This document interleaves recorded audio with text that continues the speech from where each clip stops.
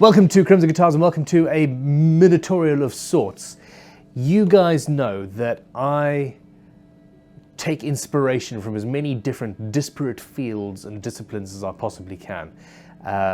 If I could spend the time to go and have jewelry courses or leatherworking courses and things like that, I would do that because it will all inform my guitar building.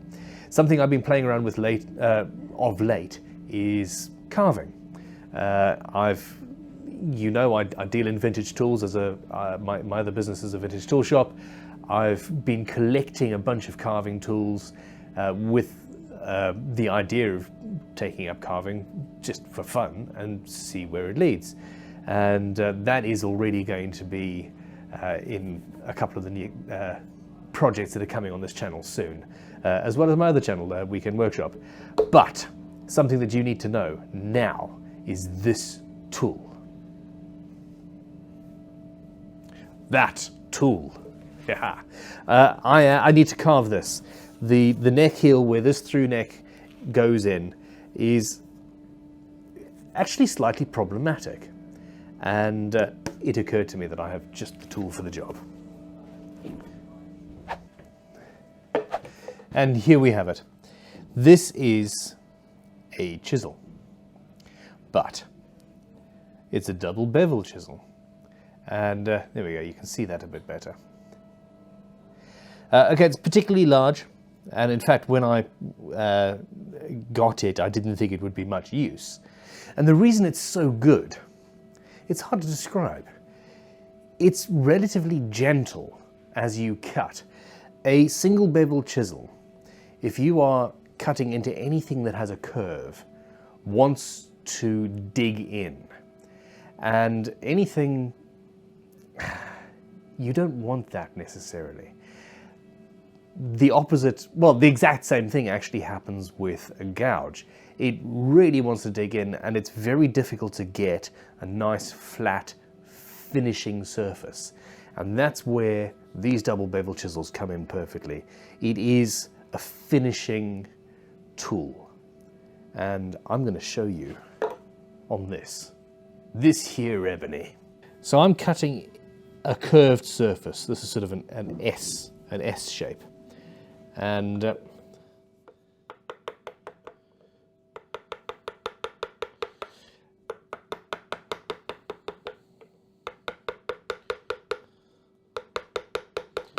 I can run off the. It's again very difficult to describe. As you put the tool down, I'm not making a cut, and I'm slowly angling it forward until I get a cut. And I'm getting a lovely smooth finish. Let me do that so it's a little bit more stable. I'm also, that's not stable. There we go.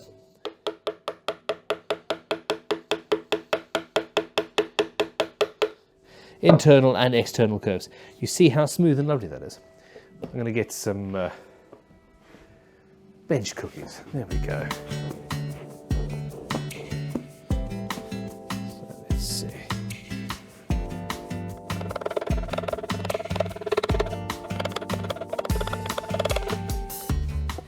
And it's just a joy to use.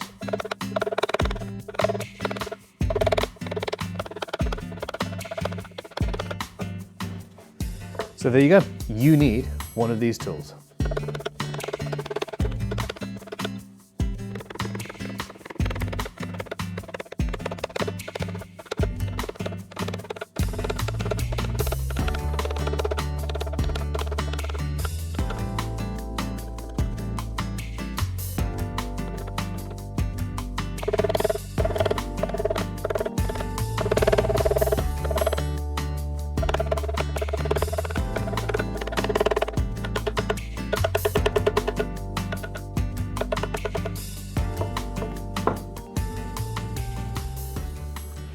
Work in progress.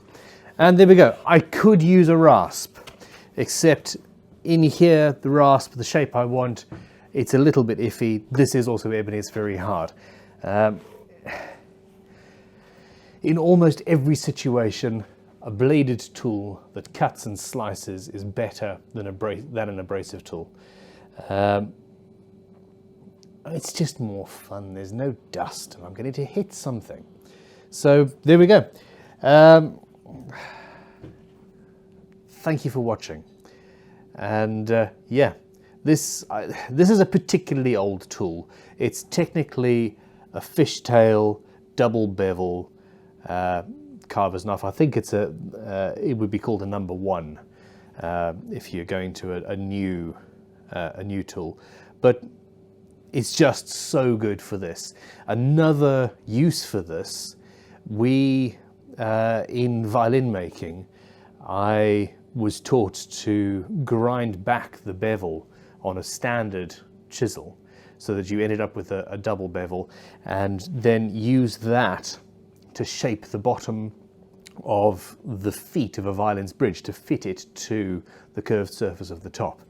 And it is just a particularly good tool for fine shaping relatively flat surfaces and getting a very, very good finish. I'm going to need to do a little bit of sanding once I've got the sort of shape I want, and I couldn't be happier. I hope this has been useful. Thank you for watching. Thank you for watching. Go and have a fantastic time in your workshop making sawdust and shavings.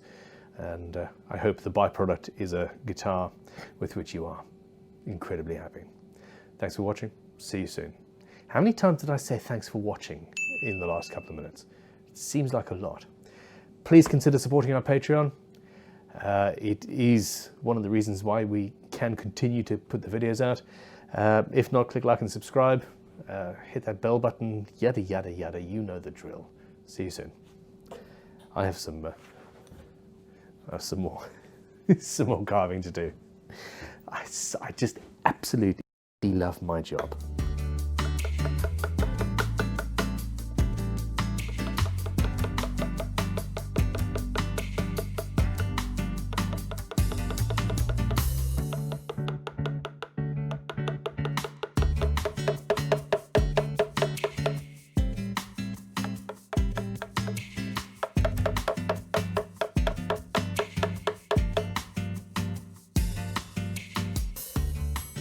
I completely forgot to turn the camera off. Bye.